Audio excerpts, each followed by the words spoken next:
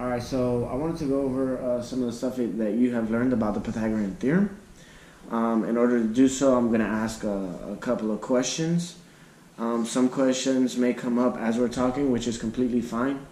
But I just want to make sure that I'm clear and that you understand and we can sort of understand each other. Is that all right with you? Yes, sir.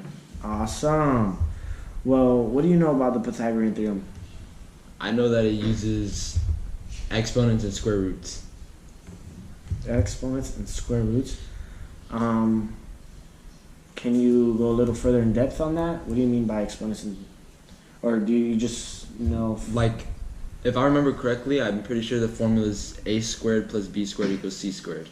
Okay, so you know the formula for the Pythagorean theorem. All right, perfect. That's a good place to start at. Let's begin by looking at this practice problem and see what you can do. If you could, read the problem to me. For the following triangle, find the missing length, y. Round your answer to the nearest length. Okay, perfect. So from this problem, what do we have as far as the equation? So we have a is unknown, and then we have b and c.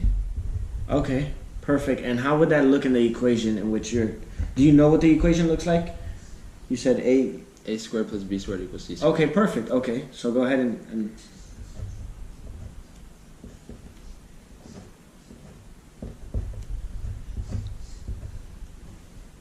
okay, nice. So if you would like, or if you could, go ahead and solve the equation. And I'll give you some time to do so.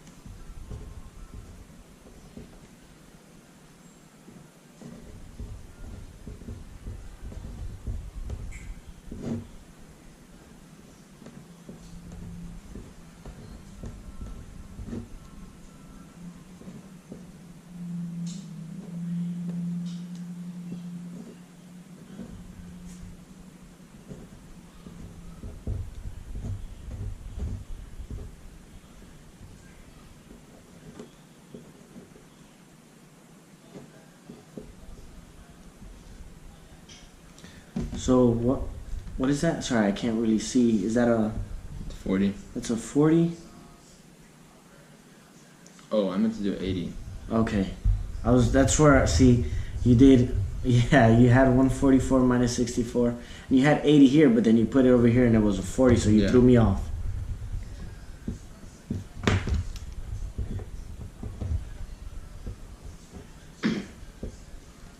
Okay.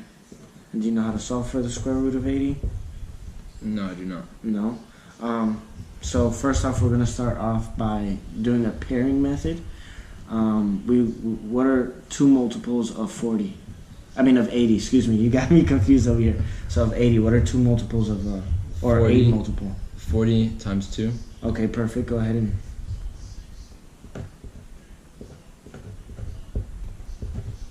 Okay, and now again. Excuse me. Okay, so go ahead and continue.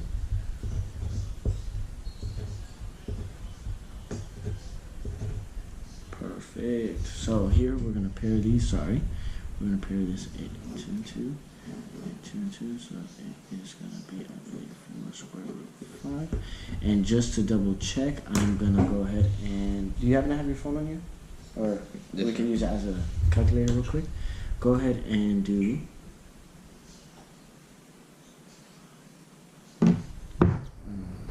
square root of 80.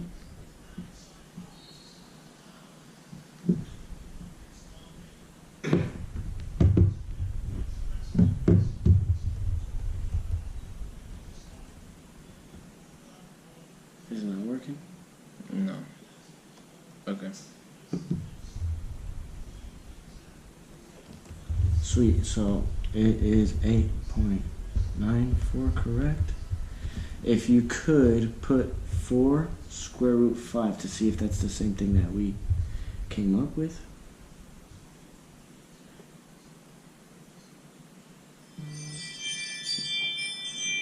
Awesome, it is. So perfect. So when we are pairing, we are going to multiply the pairs for the outside, and then on the inside is going to be the square root of that last number that doesn't have a pair for it. So perfect. So now that you got that, what is the length of A? The length of A is 8.94. Awesome, awesome. So just by looking at this problem here, what do you think it could possibly be, as far as real life, or like a real life example, or Like a pizza slice. a pizza slice? Yeah, like since there's a triangle, Mm-hmm. since pizzas are like usually cut in triangles. Okay. So it could probably be in, I would assume, not inches, because that'd be a humongous, probably centimeters. That'd be we'll call them a mini pizza, but we usually pizzas, they don't have a right angle, so that pizza could be maybe cut in half. Like a square pizza. Yeah, that's where that works out. And you're trying to find, that could be it. When we cut the square pizza in half, diagonally. So that could be it. I know in school they do rectangular pizzas.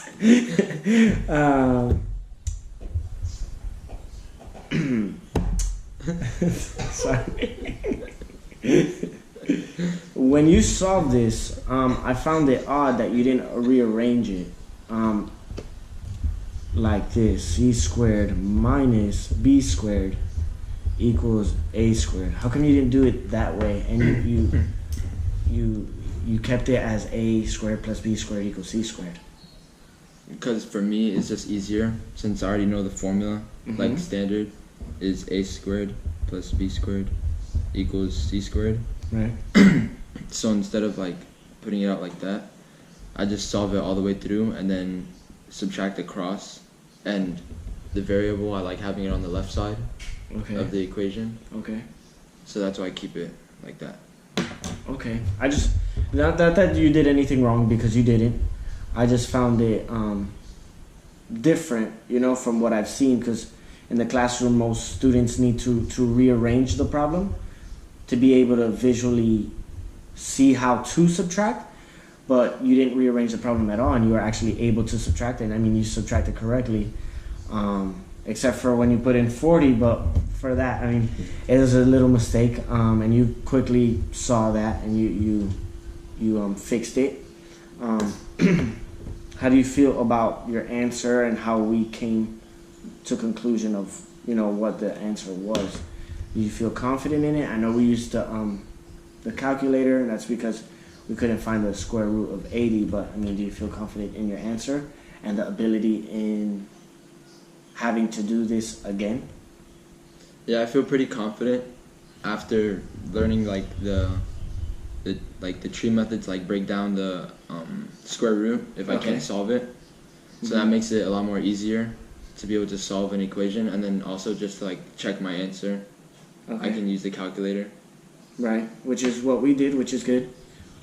I believe it's good. I don't like to get the answer first by the calculator, because I like you to be able to solve it by hand and then go back and check. Do you think you'd be able to teach this to one of your classmates or peers? Yeah, I feel pretty confident that I'll be able to teach it successfully and well to somebody of my age group. Okay, perfect. Now that you